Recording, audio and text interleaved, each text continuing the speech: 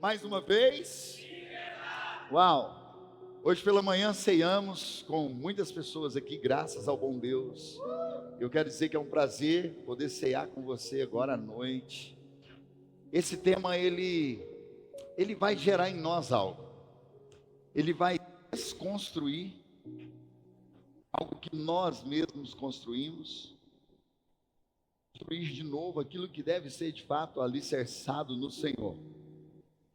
Dia muito especial, dia que eu passo 29 dias esperando chegar, o dia da Santa Ceia, o dia do nosso maior ápice de comunhão com o Senhor, o dia que nós compartilhamos do corpo e do sangue dele. Irmão, você está entendendo? Ele fez isso na noite fatídica, a qual em seguida ele seria traído, e ele reuniu ali os seus discípulos para ceiar com eles. E hoje ele está aqui, reunido conosco, para ceiar conosco. Eu posso ouvir um amém? Glória a Deus. Se nós pudéssemos definir essa palavra, liberdade, dentro da perspectiva de cada um, como será que seria? Qual é a definição ou a tradução que você tem, em particular, sobre a palavra liberdade? Quero pontuar. Talvez dentro da pontuação que eu vou colocar, você se encontre em uma delas. Note comigo primeiro, direitos. Muitos de nós acreditamos que liberdade é exigir ou ter os nossos direitos. Direito de igualdade, direito de receber um benefício, talvez do governo. Liberdade para muitos é o direito que eu tenho de vida, é o direito de escolha. Para outros, segundo ponto, o poder ir e vir quando quiser. Talvez para você liberdade é o direito de escolha entre estar ou não estar. Liberdade de dizer não ou de dizer sim a convites. Ponto. Igualdade de escolhas. Aqui nós entramos para um veio de justiça. Para muitos, liberdade é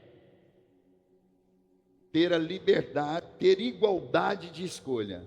Um exemplo: se Deus abençoou você, também tem que me abençoar. O justo comum. Para muitos, liberdade pode ser viver livre de acusação, de condenação. Viver livre de ser acusado de algo, ou exigido de algo. Viver livre das condenações que todos nós vivemos. Será que liberdade seria para você alguns desses pontos, ou outros pontos, que para você poderia ser definido? O nosso primeiro texto, e não é o nosso texto base, vai dizer assim: se verdadeiramente Jesus, o Filho de Deus, os libertar, serão livres. João 8:36. Repete comigo: se verdadeiramente Jesus me libertar, serei livre. A pergunta é: de quê? Ele vai libertar você de quê? De pecados? De tentações? De vícios? Da pornografia, do adultério, o vício de tomar aquilo que não é seu? Do que Jesus veio nos libertar? Eu quero dar uma notícia para você. Ele veio libertar você de você mesmo. Libertar você do seu direito exigido de ser o que você bem entende. Ele veio nos libertar da prisão que nós mesmos nos colocamos. E é por isso que o nosso tema hoje é liberdade. O nosso tema é liberdade. E se eu pudesse dar um conselho vitalício para você como seu pastor, eu queria dar um conselho para você ler por 7 dias consecutivos 3 capítulos exclusivos da Bíblia. E é justamente os 3 capítulos que nós vamos compartilhar hoje, mas eu não consigo lê-los com você, senão nós vamos ter o nosso tempo todo em leitura. Mas eu quero compartilhar com você os principais pontos, os pontos de atenção. Esse texto se você colocá-lo em prática, se você ler com a decisão de vivê-lo, eu quero dizer para você que você vai alcançar uma vida cristã que talvez ainda era inalcançada por você. Eu quero compartilhar com você nessa noite o manual do cristianismo, o manual de um crente realmente livre, que tem liberdade em ser. Aposto que loucura, sim.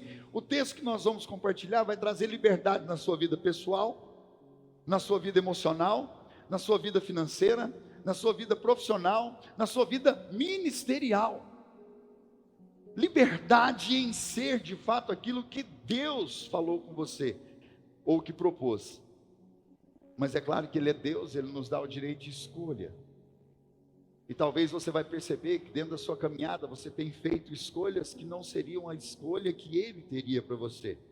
E por causa disso vivemos consequências, e consequências doloridas, consequências caras, que tem preço alto, não é valor, é preço que pagamos. Então, o texto que eu quero compartilhar com você, Mateus capítulo 5, verso 1, até Mateus capítulo 7, verso 29. Apóstolo, qual que é o dever de casa? Esses 3 capítulos. Mateus 5, 6 e 7. Apóstolo, eu estou visitando essa igreja, já vou levar uma tarefa de casa. Sim, irmão, isso é muito bom.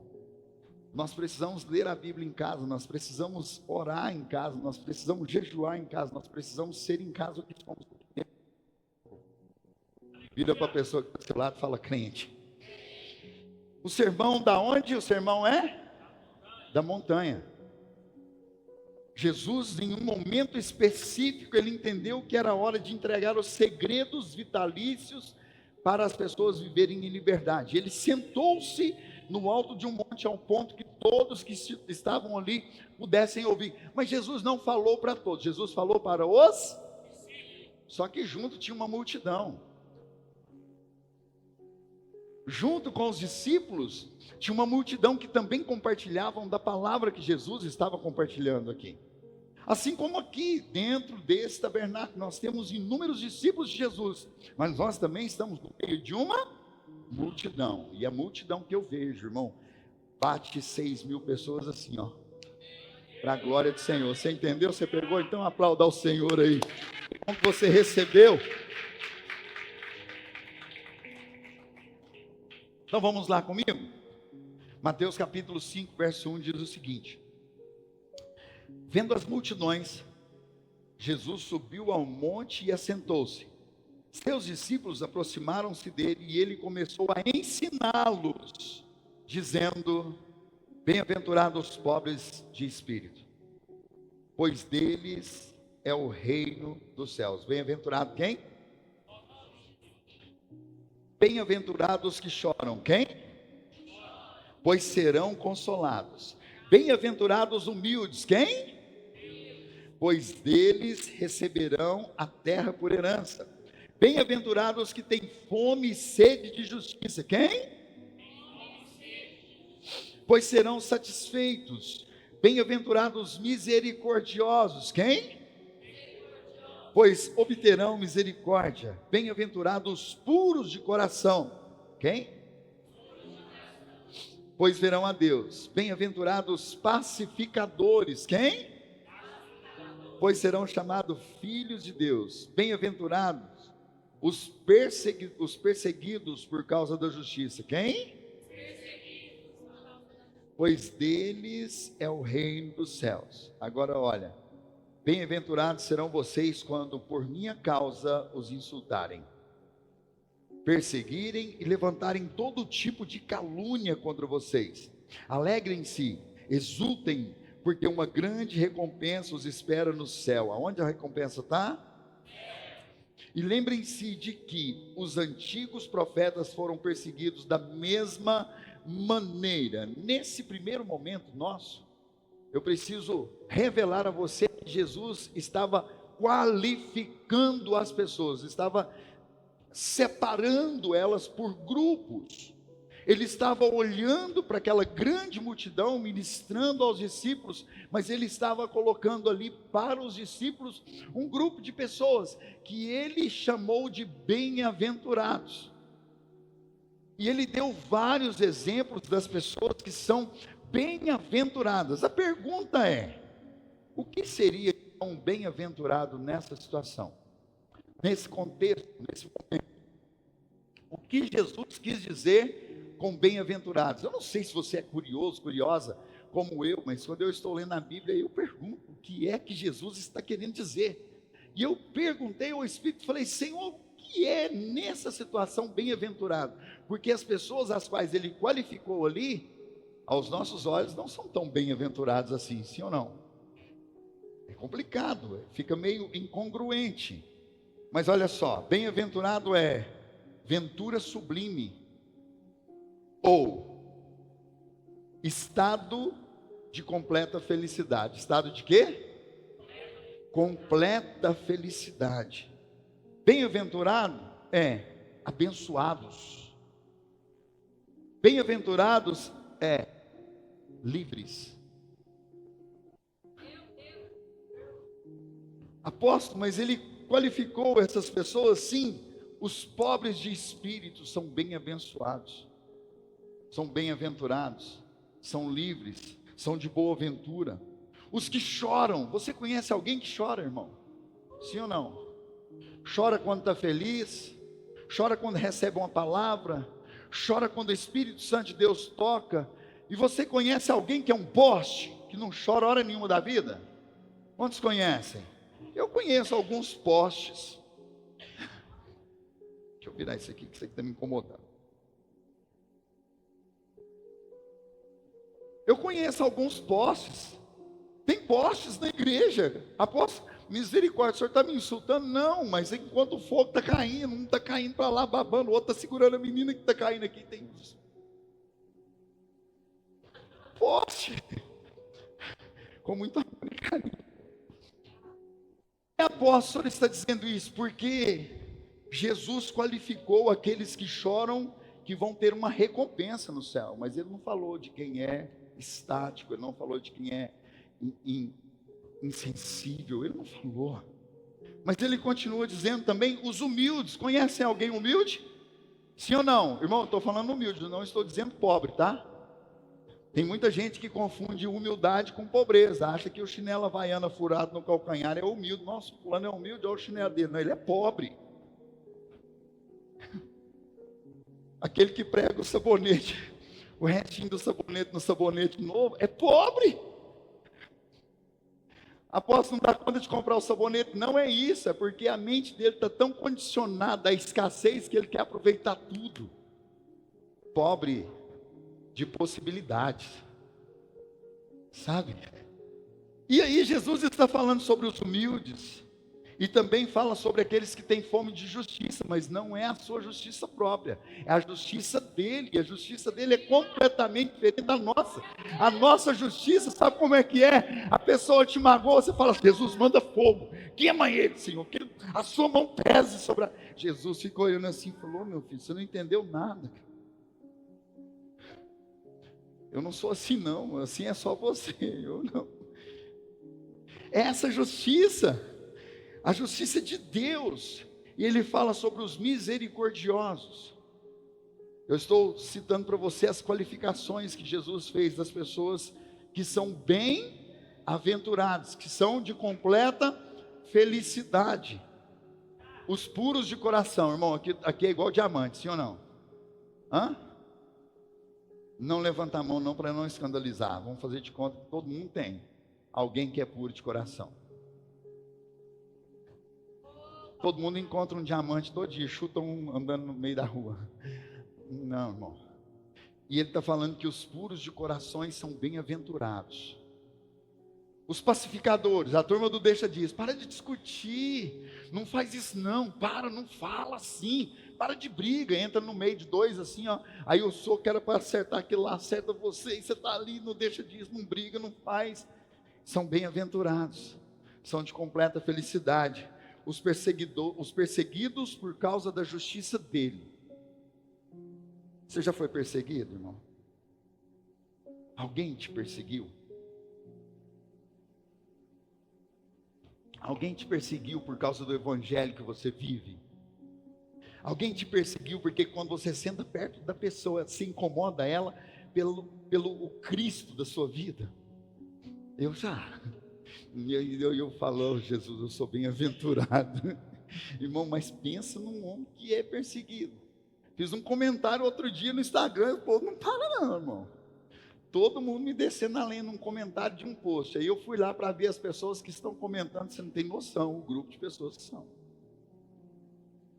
perseguidos por causa do Cristo. E ele finaliza, bem-aventurados são vocês quando, por minha causa, os insultarem, perseguirem e levantarem todo tipo de calúnia contra vocês. Alegrem-se. Irmão, é fácil alegrar quando você é caluniado? Quando as pessoas falam que você fez o que você não fez? Quando as pessoas falam que você disse o que você não disse? Quando as pessoas falam que você tinha que estar num lugar onde você não tem que estar? É fácil?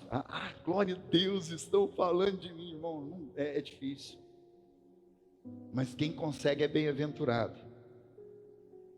Alegrem-se e exultem, porque uma grande recompensa os espera no céu. E lembre-se de que os antigos profetas foram perseguidos da mesma maneira.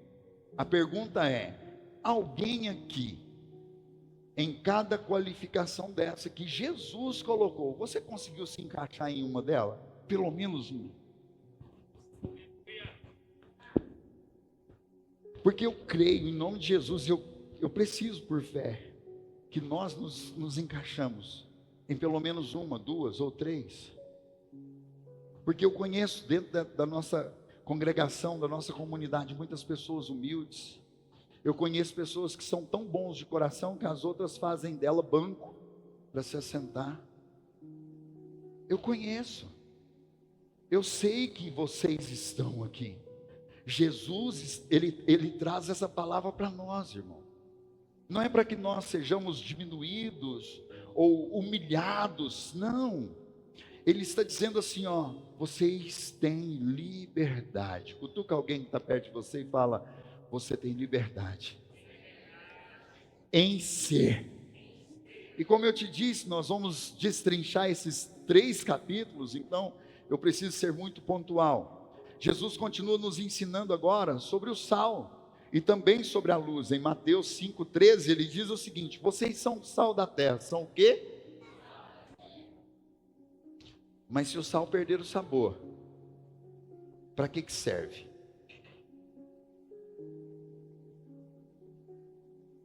Somos o tempero, mas se o tempero perde o sabor, de que adianta? Apóstolo, o que é perder o sabor? Perder o interesse, perder o primeiro amor, perder o porquê que você esteve aqui e continua aqui mesmo quando não quer estar. Perder ou ter o dessabor de não querer mais estar. Sentar em uma mesa e quando o assunto é Cristo, aquele assunto te incomoda. Isso é perder o sabor. E ele coloca assim: é possível torná-lo salgado outra vez, irmão? Quando o sal perde o sabor, será que há possibilidade de salgá-lo outra vez? O texto vai dizer: será jogado fora e pisado pelos que passam perto, pois já não serve para mais nada. Cutuca alguém que está do seu lado e fala: por favor, não perde o sabor, continue sendo sal. Irmãos, a vida vai nos propor inúmeras oportunidades de desistência. A vida vai nos propor inúmeras possibilidades, oportunidades de nos tornarmos fragilizados. A vida vai nos propor, irmãos, inúmeras oportunidades de sermos enfraquecidos na fé. Mas Paulo vai dizer que quando eu sou perseguido, eu preciso ser perseverante, porque a perseverança gera esperança, e a esperança gera a minha fé em Cristo. Aleluia! Oh, Jesus, é lindo. Ele continua dizendo: vocês são luz do mundo, e é impossível esconder uma cidade construída num monte. Sabe o que Jesus está dizendo? que por mais que o mundo tente apagar você, é impossível. Se Cristo está na sua vida, não dá para ofuscar a luz que brilha em você. Não tem jeito, você não coloca debaixo de uma cama, você não tem uma coberta escura o suficiente para cobrir, não dá para apagar a Cristo que está em nossas vidas. Esse texto, ele vai dizer para nós, liberdade é continuar tendo o sabor do sal, o qual o Senhor nos deu, a ponto de brilharmos a luz dele. Liberdade é a compreensão de que a luz que sou para o mundo não pode ser ofuscada pelos pecados, não pode ser ofuscada pelos erros. Não dá para esconder a missão a qual Ele nos entregou, porque é essa missão que brilha. Irmãos, deixa eu abrir um parênteses aqui. Entendi um amado pastor essa semana que teve no Pulso. E ele veio por uma frase que eu disse no Pulso. Eu disse o seguinte: não tem problema nenhum ter 30 pessoas na igreja. O problema é ter 30 pessoas por 10 anos.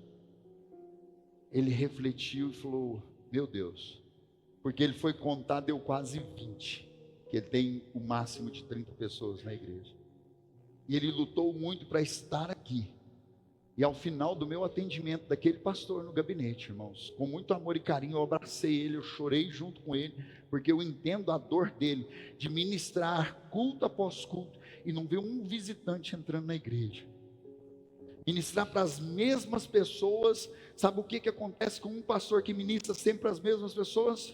Ele deixa de acreditar no crescimento daquelas pessoas, porque uma pessoa cresce, mas cresce quando tem alguém novo para gerar crescimento para ela. Eu falei para ele, olha, se o nosso presidente pousar em Uberlândia, o que acontece? Ele disse o seguinte: vai ajuntar exército, polícia militar, o esquadrão da morte, tudo para proteger ele, sim ou não? É ou não é? Vai estar ali aquela ruma de soldado protegendo ele. E eu peguei e falei para ele, você sabe por quê? Não é porque ele é o Lula, é porque ele preside o Brasil, ele tem uma missão. E aqueles soldados não estão protegendo ele, estão protegendo a missão que ele tem. Eu quero te dizer, irmão, que cada um de nós aqui temos um anjo da guarda. Os nossos irmãos católicos amam esse anjo da guarda, idolatram ele. Nós não. Nós cremos em Jesus e sabemos que esse anjo vai nos proteger. Assim como Daniel, Miguel foi. A hora que Daniel começou o jejum, Miguel já veio e foi barrado. Não, espera ele terminar o jejum. Depois você entrega aí o que precisa entregar. O que o Miguel foi fazer no lugar de Gabriel? Então pronto. Então é isso aí. Aí, olha só, presta atenção aqui comigo, fica comigo, olha o que acontece. Só que quando você tem uma missão, a Bíblia vai dizer que existe uma milícia de anjos que milita por você, para guardar a sua missão. Ei! São milícias são milhares de anjos. Aí eu falei para ele, pastor, pega a sua missão, cara, porque as suas milícias estão tudo sentado, descansando, tem muito tempo. Cutuca alguém que está do seu lado e fala assim: a luz é a sua missão.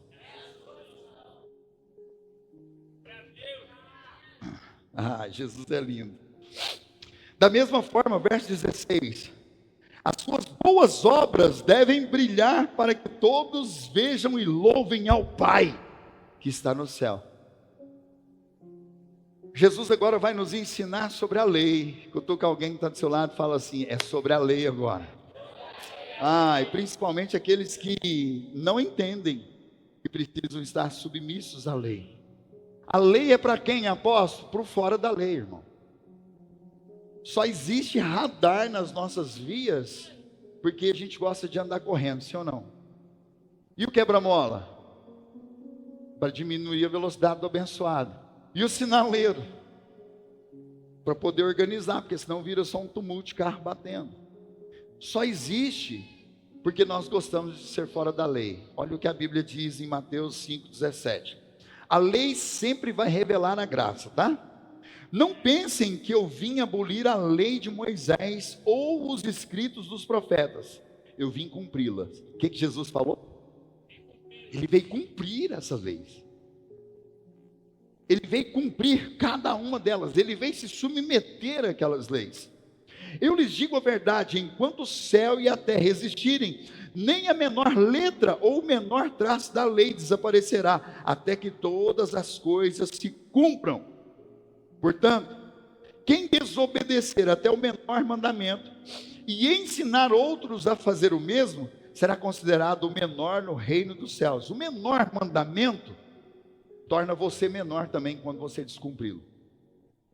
O menor mandamento vai colocar a sua estatura quando você descumpre ele.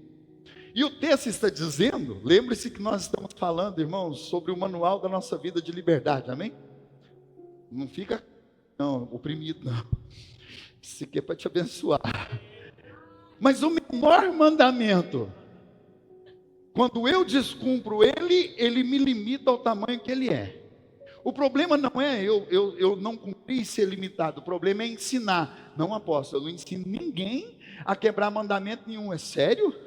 Porque a sua vivência de um mandamento quebrado torna-se um mau exemplo para quem está perto de você. E logo você está ensinando uma maneira errada de viver.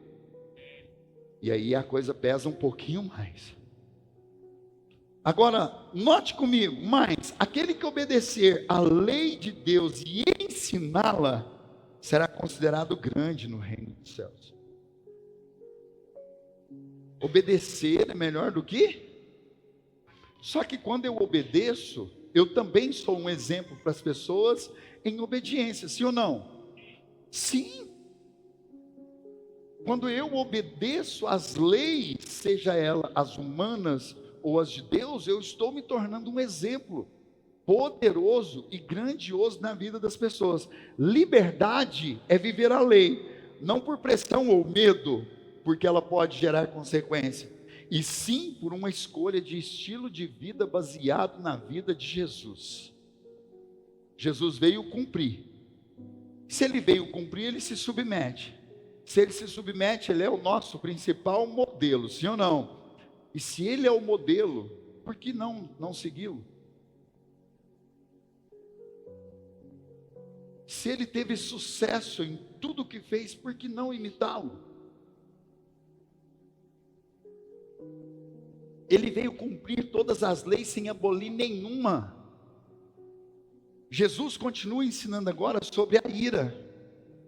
A manifestação da ira pode levar a julgamento como o de um homicida. Olha comigo Mateus 5:21. Vocês ouviram o que foi dito aos seus antepassados? Não mate. Se cometer homicídio, será sujeito a julgamento. Eu, porém, lhes digo que basta irar-se contra alguém para estar sujeito a julgamento. Irmão, nós vamos cear, amém? Dá um sorriso para quem está perto de você. Nós vamos.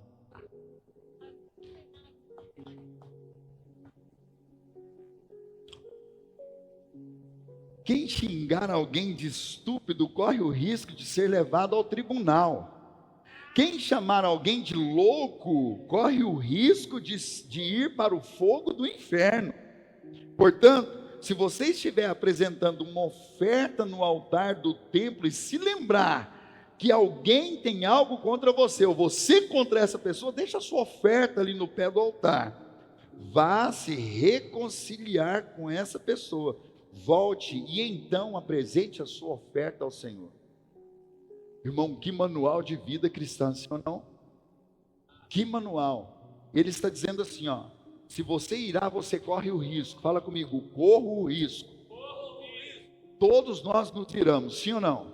Irmão, meu Deus do céu. Eu queria muito não irar. Mas tem uns negócios que é difícil. Sim ou não? Tem uns espinhos na carne que o negócio faz a gente pipocar. Esse não é o problema. O problema é não haver conserto contra aquele que você se irou. Ele está dizendo que você corre o risco, porque se você não corrigir a rota da ira que você teve, você vai para o inferno. Pronto, tá? Apóstolo, o senhor está doido? Não, aqui ó, você corre o risco de ir para o inferno corre o risco. Faça o conserto, irmão, nós vamos cear. Apóstolo, e a questão da oferta? Então, o Senhor, ele quer muito receber uma oferta sua, mas Ele quer receber uma oferta de paz. E aí, você que tem que consertar com alguém, a oferta, vai lá e faz o conserto, porque se você não fizer, a oferta vai entrar no gasofilaço? Vai cair no Pix? Vai. Nós vamos pagar as contas? Vamos. Mas aonde ela tem que chegar, que é no céu, para guardar como tesouro, ela não vai. A parte espiritual vai ser barrada pelo fruto da ira. Ai meu Deus, tem que correr tanto. Preciso continuar sobre esse assunto, sim ou não? Ele continua no capítulo 5 nos ensinando ainda sobre o adultério. Ele nos ensina sobre o divórcio e ele coliga os dois. Eu não vou ler porque senão nós vamos sair meia-noite. Mas apóstolo, eu não estou suportando mais, eu vou divorciar. Então, entenda que você só pode divorciar se houver adultério consumado.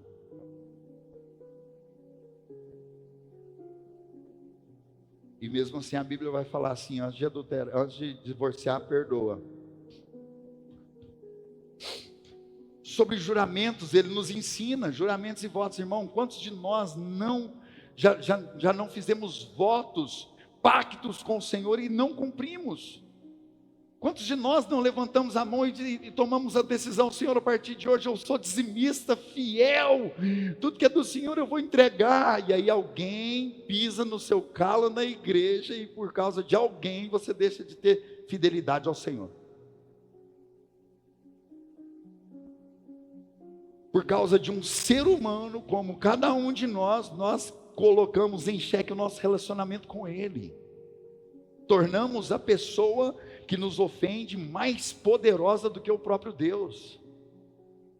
Irmão, você não está aqui para dizimar para mim, amém? Nem para minha esposa, nem para nenhum pastor. Você traz o seu dízimo para o Senhor, a sua oferta é para Ele. É a Ele que nós entregamos. Então, se você fez um voto, cumpra Ele. Números 30, verso 1, mas nós não vamos ler. Capítulo 6 agora. Vemos inúmeros pontos que nos conduzem a uma verdadeira liberdade.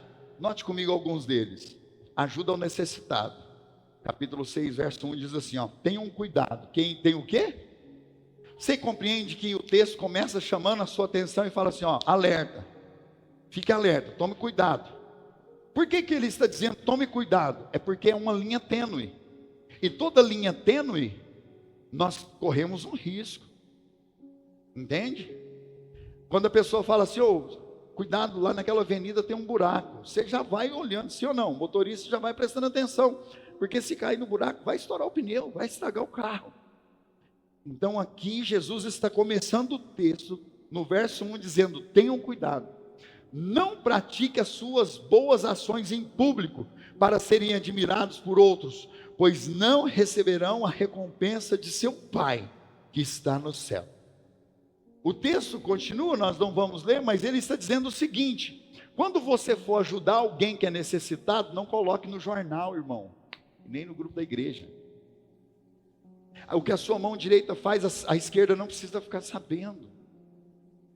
Se você vai ajudar alguém, ajude, mas ajude de bom coração, não ajude só porque o outro está tentando ajudar também, não. Ai, fulano, igual o Kiko, não, ele fez 50 de oferta, eu vou dar 100. Não, faz isso.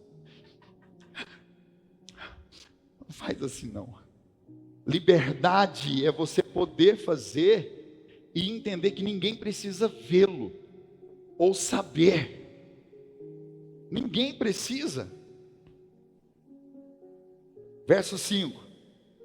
Ele vai ensinar para nós sobre a oração, onde e como devemos orar. Olha só.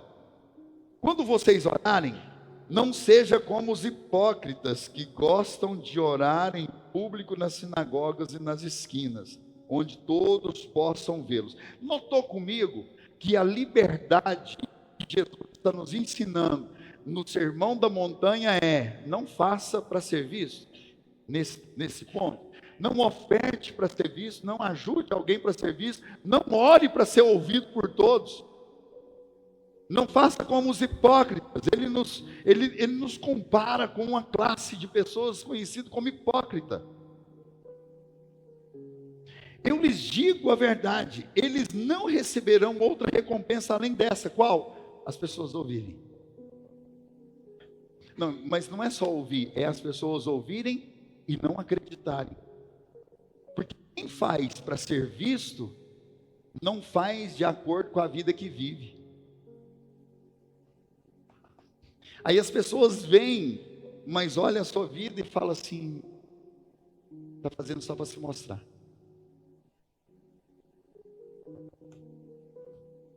Respira aí, irmão, dá uma esticadinha, parece que você está tenso. Apóstolo, é Santa Ceia, irmão, e o texto, não sou eu não, é a Bíblia. Vamos continuar? Vamos lá? Então, seguinte, quando orarem, cada um vá para o seu quarto, feche a porta e ore ao seu pai em segredo. Então, seu pai, que observa em segredo, vai recompensar você. Apóstolo, mas que coisa difícil, porque quarta-feira a gente vem aqui para a igreja, para orar aqui para a igreja, você vem orar em guerra. Intercessão é guerra, é se colocar na brecha, é se colocar na frente daquele que está sendo atacado, é se colocar como oferta de libação pela vida de alguém, pela vida da nação, pela vida da sua célula, pela vida dos seus líderes e pastores, irmão. E em guerra você guerreia de pé, em guerra você grita, em guerra você avança. Mas quando você for clamar ao Senhor por causa das suas petições, entra para dentro do seu quarto. Ele nos ensina também sobre o jejum. Quando jejuarem, verso 16 do capítulo 6. Não faça como os hipócritas, de novo os hipócritas, que se esforçam para parecer tristes e desarrumados, a fim de que as pessoas percebam que estão jejuando.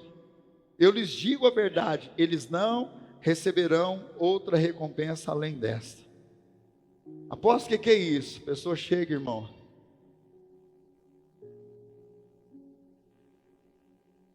ó vida, ó azar, ô irmão, o que foi contigo? Eu estou jejuando. Não, irmão, seja forte, corajoso. Quando a gente jejua é só porque Deus fala, sim ou não? Eu só jejuo quando Deus me chama para um secreto com Ele. Semana passada eu fiquei 7 dias só no líquido, nada, eu não comi nada. Meu pai ficou espantado, eu vou cuidar dele. Ele falou: Derson, você vai dar conta? Eu falei: pai. Só que quando você jejuar, continua indo para a academia, continua jogando seu futebol, continua treinando, porque se você mudar o seu ciclo de vida por causa do seu jejum, você está quebrando o jejum. Às vezes a gente pensa que quebrar o jejum é só quando nós comemos aquilo que nós tiramos. Não, irmão, quebrar o jejum é mudar o seu cotidiano por causa do jejum.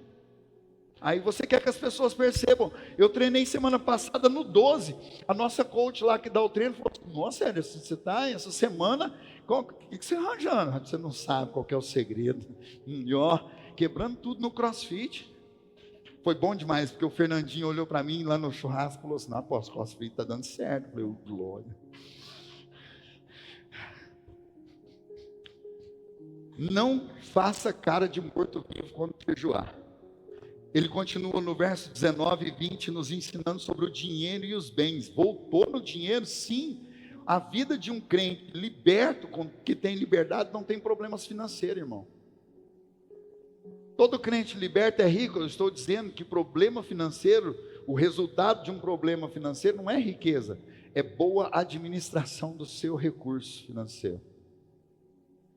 E ele diz assim, ó: não ajuntem tesouro na terra. Onde? Onde as traças e as ferrugem os destrói, onde os ladrões roubam casas e os furtam. Ajunte o seu tesouro no onde traça, ferrugem não destrói, onde o ladrão não arromba nem furtam. Irmão, apóstolo, o senhor está dizendo que eu não posso ter uma poupança? Não é isso, não interprete mal. Apóstolo, o senhor está dizendo que eu não posso investir no CDI, no CDB? Não me interprete mal. Apóstolo, eu não posso comprar ações de bolsa de valores de empresa? Não é isso, irmão. Eu estou dizendo que você não pode colocar na sua poupança aquilo que é de Deus. Você não pode fazer um investimento no seu CDB com a parte que é de Deus. Ele está dizendo que a única maneira de você ter um tesouro no céu é investindo no céu. Apóstolo, como que eu faço isso? Dízimo, oferta, primícia, oferta de holocaustos, de sacrifício, oferta de ações de graças, irmão. Coloque o tesouro no céu. Deixe Deus ser o seu Deus. Não coloque o dinheiro como mamon. O texto está dizendo só isso. E no verso 25 em diante, ainda nos ensina sobre as preocupações que nós não devemos ter. Ele diz que nós nos preocupamos com o que vestir, nós nos preocupamos com o que comer, e ele nos dá alguns exemplos. Salomão, em toda a sua glória, não se vestiu como eu visto os lírios do campo. Ele não comeu como eu alimento os pássaros. Os pássaros que nem semeiam, comem o melhor fruto, porque não se preocupam. Eles entendem que o Pai, o Criador, vão sustentá-los. Irmão, nós precisamos entrar para esse lugar de segurança e de liberdade no Senhor, entendendo que existem preocupações que não são nossas. Ainda bem, pastor Marcelo, glória a Deus, aleluia, aleluia. Ai, meu Deus. Podemos ir para o capítulo 7 ou fica só no 6? 7? Então vamos lá para o 7. Aperta o cinto de segurança. Verso 1 do capítulo 7 diz assim, ó: não julguem para não serem julgados. O texto, ele é enorme e eu vou só passar aqui uma... Apóstolo, o que é julgar? É olhar para o seu irmão e se achar melhor que ele. É olhar para o seu irmão e achar que ele não lê o tanto de Bíblia que você acha que deve ler. É olhar para o seu irmão e ver o pecado na vida dele e não conseguir ver o seu no reflexo do espelho que você olha todo dia. Olhar, julgar, é colocar as pessoas em um lugar que deveria ser seu.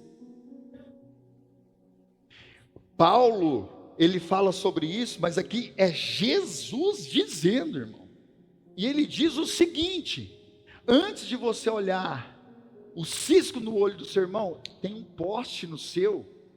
Eu fico impressionado como tem pessoas que têm uma trave, um poste. Trave, irmão, trave é de gol, sim ou não? Os amantes do futebol aí, tem trave dos dois lados, é ou não é? Em cima é o travessão, não é isso, Luiz? Tem uma trave daquela no olho do camarada, e mesmo com uma trave ele consegue ver o cisco no olho do irmão. Sabe o que o texto está dizendo? Que você não olha o pecadão, se fosse assim existir, que você tem, mas consegue enxergar o pecadinho do seu irmão. E o texto termina dizendo: se você julga, lembre-se, você vai ser julgado da mesma medida que julgar. Você vai ser pesado com a mesma balança que pesaram outras pessoas. Hoje, no nosso momento de comunhão, o Luiz falou: apóstolo, posso, Luiz, compartilhar? Ele falou: apóstolo, eu tenho uma dúvida. Eu falei: vamos, meu filho, a melhor coisa que tem é dúvida do culto, sim ou não? Principalmente para um pastor. Ele falou assim: mas a Bíblia vai dizer em João que eu devo julgar o irmão segundo a justiça. Eu falei: então aí é diferente. E eu dei um exemplo para ele. Falei: Luiz, olha só, se eu passo e vejo você, agora eu vou usar outra expressão, porque a que eu usei com ele foi de macho para macho, né? Eu vejo você fornicando com outra pessoa, e eu não falar com você sobre a sua situação, eu me assento no mesmo pecado que o seu. Agora, quando eu te alerto do erro que você está cometendo, isso não é julgar, mas é julgar conforme a justiça.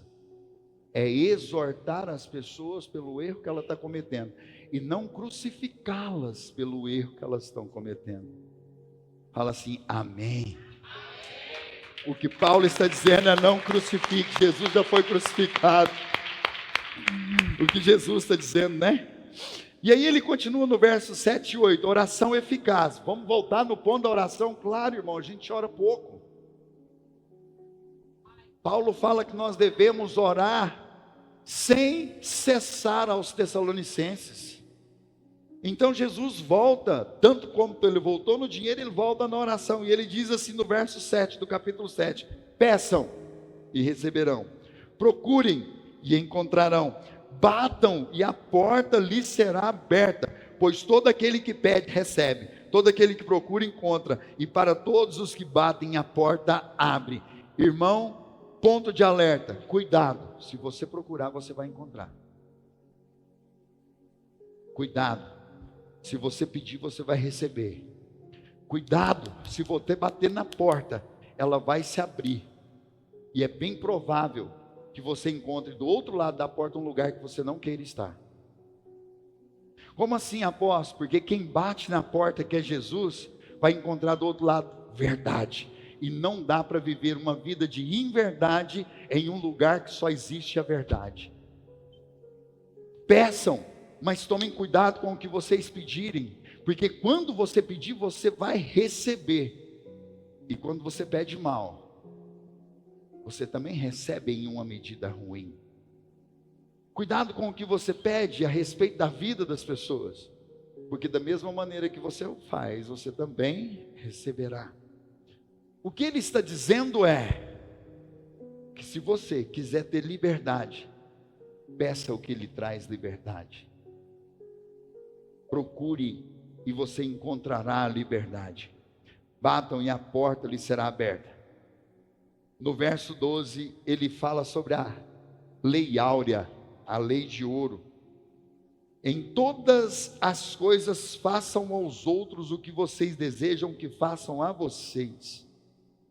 Esta é a essência de tudo que ensina a lei e os profetas.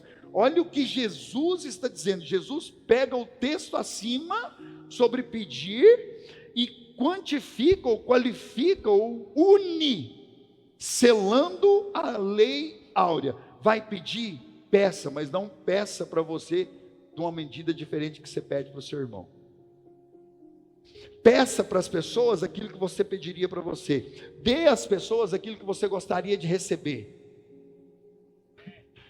Estão entendendo? Façam aos outros aquilo que você gostaria que fizessem com você, irmão. O que a gente mais encontra é crente que acredita ter liberdade, mas é prisioneiro. Porque quando as pessoas fazem o mal, ele paga com o mal, quando deveria pagar com o bem. Aplauda ao Senhor por isso, porque é verdade.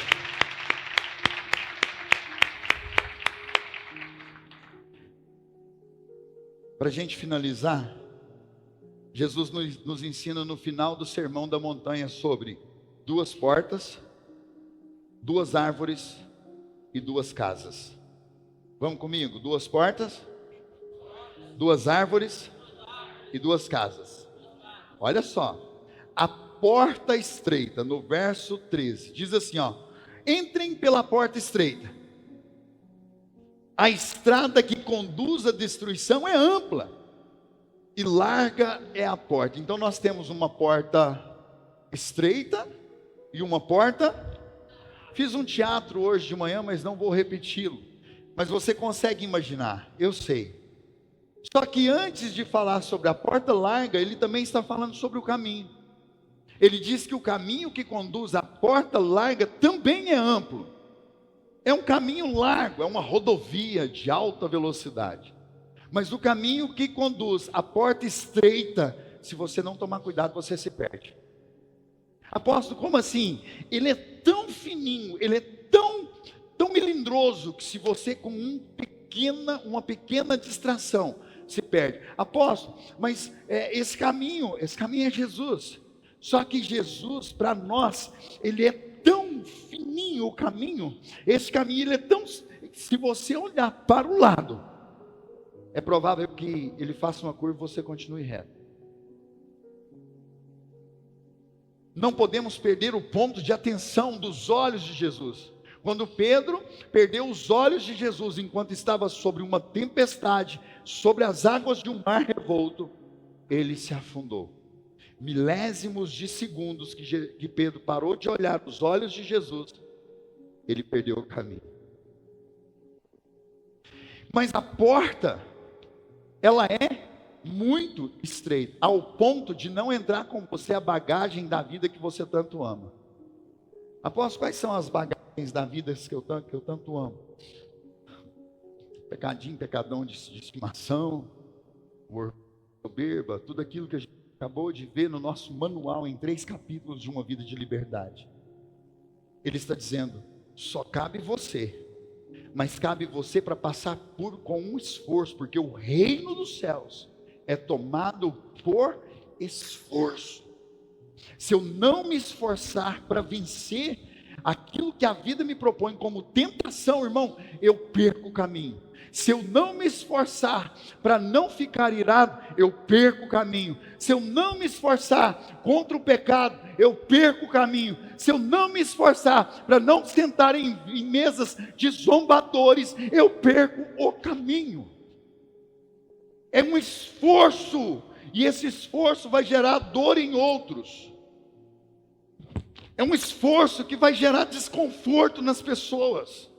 É um esforço que vai gerar pessoas às quais nós convivemos em tempo mundano, como se elas estivessem sendo abandonadas por nós. E de fato estão, se não quiserem andar pelo mesmo caminho. Conseguem me compreender, sim ou não? 2 portas, fala comigo. Agora 2 árvores. Verso 15. Tome cuidado, tome o quê? De novo, Jesus nos alertando, tome cuidado. Por que ele está dizendo isso? Ele diz assim, ó, com os falsos profetas, que vêm disfarçado de ovelhas. Vem disfarçado de quê, irmão? Então quer dizer que um profeta, um sacerdote, se disfarça de ovelha para nos enganar. Apóstolo, o que é um sacerdote disfarçado de ovelha? E ali depois nós vamos ver que ele tem até uma roupinha de lobo. É um lobo vestidinho de ovelha. Apóstolo, o que é? É aquele profeta, aquele sacerdote, aquele homem de Deus, que você espera uma palavra de bênção, e chega para você e fala, ó vida, ó azar. Aí você fala, não, tadinho. Está sofrendo. Oh, dó. Pastora Fátima, eu gosto desse dó dela. Está vestido de ovelha, para enganar a ovelha. Esse aqui é um falso profeta. Agora, olha isso, nós estamos falando de árvores, sim ou não? Vocês os identificarão por seus frutos. Por quem, irmãos? É possível colher uva de espinheiros ou figos de ervas daninhas? Da mesma forma, a árvore boa produz bons frutos. A árvore ruim produz frutos ruins. A árvore boa não pode produzir frutos ruins. E a árvore ruim não pode produzir frutos bons. Toda árvore que não produz bons frutos é cortada e lançada no fogo. Portanto, é possível identificar as pessoas por seus frutos. Irmão, um profeta, quando ele é verdadeiro, ele tem bons frutos. Bons frutos são frutos dignos de arrependimento, de transformação. São pessoas que deixaram de ser bebê e se tornaram maduros na fé. Oh, espera só um pouquinho. Cadê o Saulo? Me dá o Saulo, vem cá. Será que ele vai ficar no meu colo? Shaolin. Eita glória. Vamos orar para parar o tempo? Olha só, irmãos, esse aqui é o Saulo, filho do pastor Fabrício, da pastora Ana Laura. O Saulo está passando por um processo. A pastora Ana Laura parou de dar mamar para ele. Ele queria parar de mamar, mas ela parou de dar.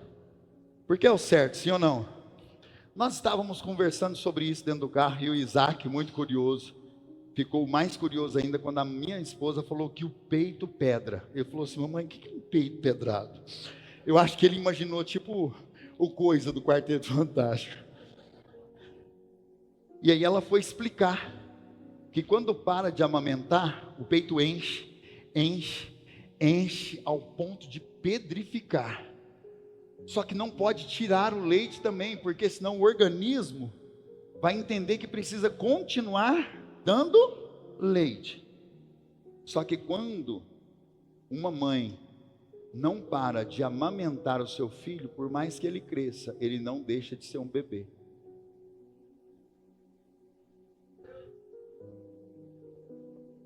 Quando um pai e uma mãe espiritual não para de dar leite, mamazinho para os seus filhos espirituais, eles vão ter um monte de bebê reborn, que quer só mamar leitinho. E Paulo fala o quê? Que tem que passar o tempo do leite, começar a comer comida sólida. Esse é o processo que o Saulinho está. Vai chegar um tempo, irmãos, que vocês vão ter que parar de beber leite para comer comida. Comer uma picanha igual eu comi hoje à tarde. Top. Eu quero chamar aqui o Pedrinho. O Pedrinho agora, ele vai pregar para você uma parte da mensagem para a gente passar para o final. Pega aí, pastor Fabrício.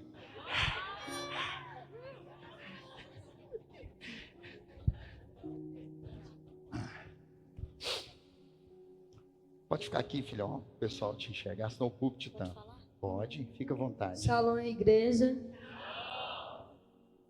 Boa noite. Eu só quero fazer mais duas perguntas. Qual caminho é o mais fácil? Alguém pode me responder? Você vai falar de novo? O céu ou o inferno? O caminho mais fácil é o inferno ou o de Deus? Errado, por causa que quantas coisas vocês já viram que tem no mundo e na igreja? Como a igreja é grátis, o amor é grátis, a salvação é grátis. Agora vamos lá para o lado do inferno. A bebida tem que pagar, as drogas tem que pagar, o pod tem que pagar. Agora uma pergunta. Alguns vão falar, mas o dízimo tem que pagar. Não, isso não é uma pagação. Isso não tem que pagar, não é cobrança. Na verdade, você está devolvendo o dinheiro que é dele.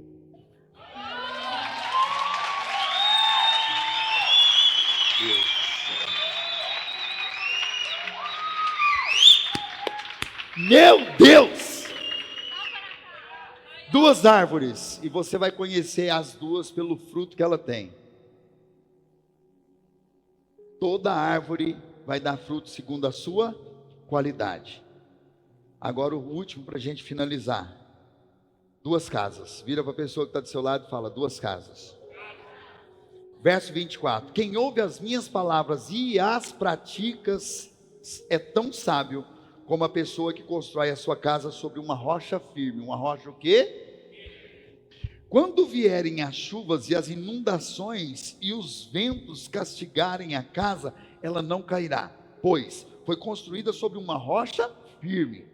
Mas quem ouve o ensino e não pratica é tão tolo como a pessoa que constrói uma casa sobre a areia.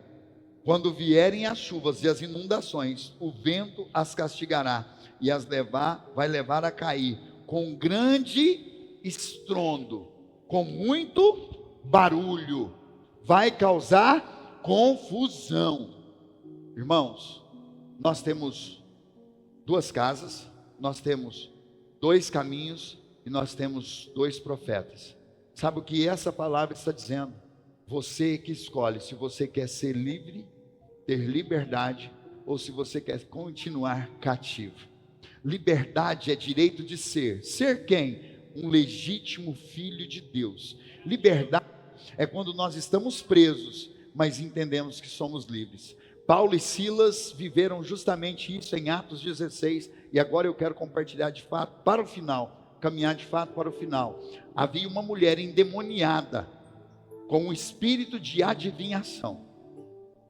Aquela mulher perseguia Paulo e Silas, e Paulo um dia ficou por aqui, e repreendeu o demônio, tirando dela aquele espírito de adivinhação, um falso profeta.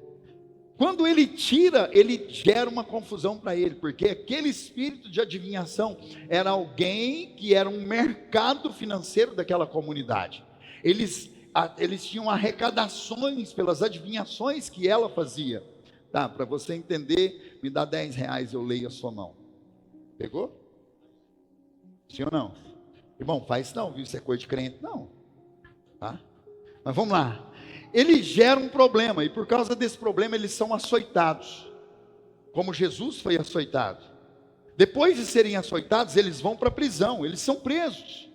Só que quando eles estavam na prisão, acontece algo fenomenal. Por mais que eles estivessem presos, eles não murmuraram, porque eles poderiam, assim como nós fazemos, por causa de algumas coisas que acontecem, porque fulano que tinha que estar aqui, eu não fiz nada para estar nesse lugar, estão me julgando, estão me colocando como culpado. Paulo e Silas não ficou ali falando, não, eles estavam dentro da prisão, orando e adorando ao Senhor.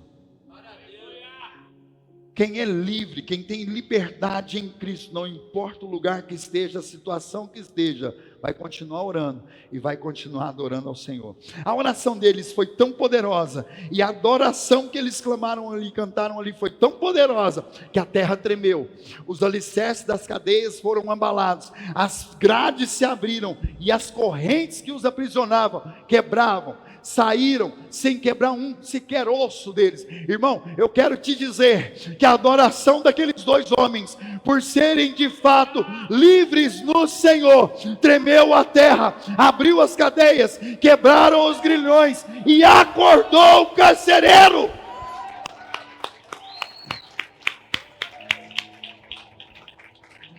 O carcereiro acordou. Meu Deus, e agora? O que será de mim? Viu toda a cadeia aberta e o silêncio que estava lá dentro. Pensando que todos tinham ido embora, pegou a espada para tirar a sua própria vida. E quando ele foi empunhar a espada, Paulo disse: não faça isso. Nós estamos todos aqui. Irmão, eu quero te dizer que não estava dentro da cadeia só Paulo e Silas. Estava dentro da cadeia todos os que estavam presos, todos aqueles que eram bandidos, homicidas, homens que deveriam estar ali condenados. Apóstolo, por que eles não foram embora? Porque Paulo e Silas, mesmo dentro da cadeia, continuaram sendo sal.